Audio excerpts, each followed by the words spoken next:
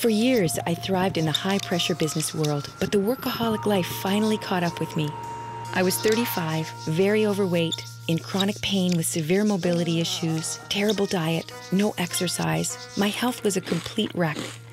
Then I went to a gentle yoga class and felt truly relaxed. The stress just melted away. I went from a size 18 to a size 8. I stopped getting sick. Pain disappeared. I learned to open my heart and I felt happy for the first time in years. So I said goodbye to the business world and started teaching. Yoga doesn't have to be strenuous. The easiest movements can trigger major release of chronic symptoms no matter your age. Healing Yoga. Yoga for real people with real problems. I'm Deborah Devine. Welcome to Healing Yoga. Yoga for real people with real problems. And yes, as you just saw, I had a lot of problems before discovering gentle yoga. My weight, smoking, lack of exercise were all contributing to respiratory issues. Let yoga be your secret weapon to calm your heart, reset your nervous system, and soothe your mind. Between the costs, health risks, and social stigma, there are more reasons than ever to quit smoking. These healing yoga tips help me quit and will help you manage through cravings, release tension, and revitalize body and mind. We are going to exhale firmly, and this idea of moving the stomach back toward the front spine is going to create this wonderful wave of air coming out of the nostrils. Let me demonstrate for you.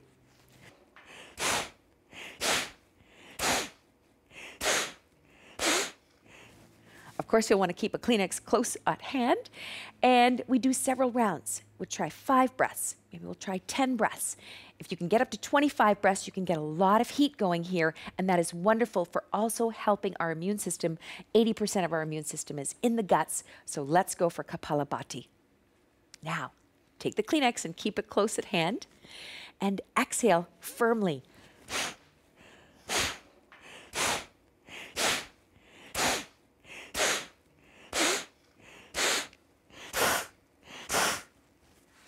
Wonderful.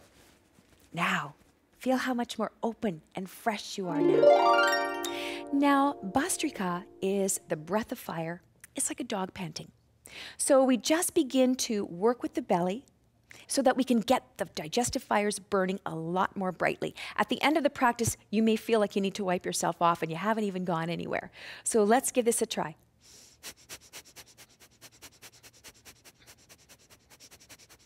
And then when you run out of steam, you just stop, catch your breath, and then go back. And maybe 3 rounds, doing as many rounds as you can, doing as many of these breaths as you can, and just feeling heat building up, feeling some kind of shifts going on deep inside the belly.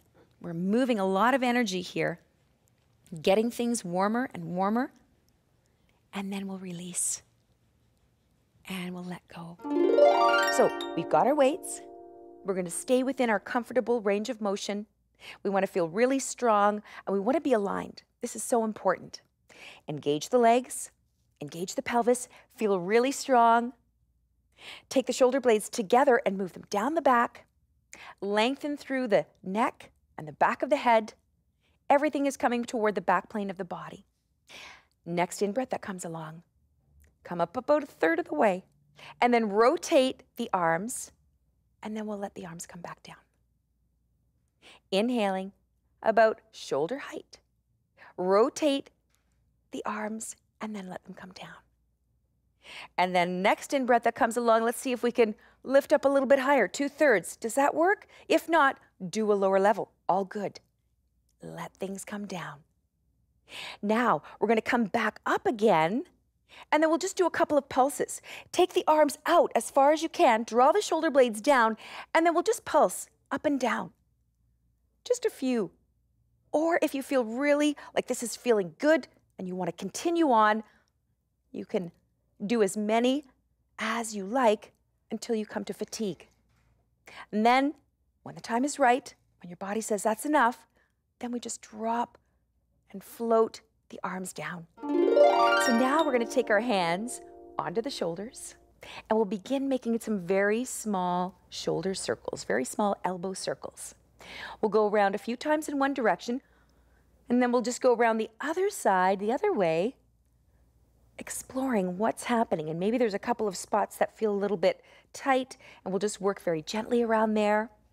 And then we'll come around to circling in the first direction, except we'll open things up a little bit more. We're opening up the armpits a little bit more. And we're starting to feel the shoulder blades come together behind the back. Yes? Squeezing those muscles between the shoulder blades and lifting the upper part of the chest. We're getting a lot of synovial fluid that's releasing in the shoulder joint. And when you're increasing the circulation, you're bringing fresh oxygen and fresh blood, fresh nutrients to all of the cells in this area. It's important for mental performance as well, because we're clearing out all of the old energy that's stuck in our shoulders and our neck. Constructive rest position with the knees bent. We'll come down onto our backs. And the feet are about hip width apart, maybe a little bit wider.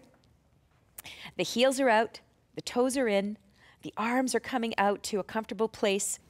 Next time an out breath comes along, we're going to take the knees over to the right, and the head is moving over to the left. And then we're going to come back up to center, the next in-breath, and then we'll heel-toe the feet in towards the midline of the mat. We'll take the right foot up and over, resting on the left knee, and then we'll circle the foot. We'll bring the hands up. We're going to circle the hands as well. Bring the shoulder blades down the back, open up through the collarbones, and just feel this wonderful sense of releasing tension in the wrists and the ankles. And the arms come down. We take the heel, make it nice and strong, spread the toes nice and wide, engaging dorsiflexion here. The right sit bone comes down towards the ground and points toward the grounded foot. So now we're getting deeper into the hip rotators, and the hip rotators get very tight because we sit a lot in our world. So we're just going to continue this rocking sensation, moving the head in one direction and the knees in the opposite direction, and feel this fantastic wringing out of the muscles, the glutes. The piriformis is underneath the glutes. Keep bringing the sit bones down towards the ground, allowing the knee to move away from the face in an organic, very easy way. Let's come back to center, unravel the legs, and we'll take the opposite foot up and over, circling the foot. We'll bring the hands up, we'll make fists out of the hands, and then we'll circle the hands a few times. And then we'll let the arms come down. We'll engage dorsiflexion with the left foot. So the heel is strong, toes spread wide apart, left sit bone is drawing down and pointing towards the grounded foot. And then we rock. We're just going to palpate and massage all of the areas that we were working with, and we're going to breathe into those little nooks and crannies here. So we'll begin with the right hand. So we come down about halfway in the forearm, and we just begin to massage back and forth. And then you can begin to circle your hand around that middle area. And we're loosening things up. If you want to take your thumb deep into the tissues between the two bones of the forearms and just very gently massage around and breathe deeply into any tender areas. Use the same type of pressure on the opposite side and see what's going on.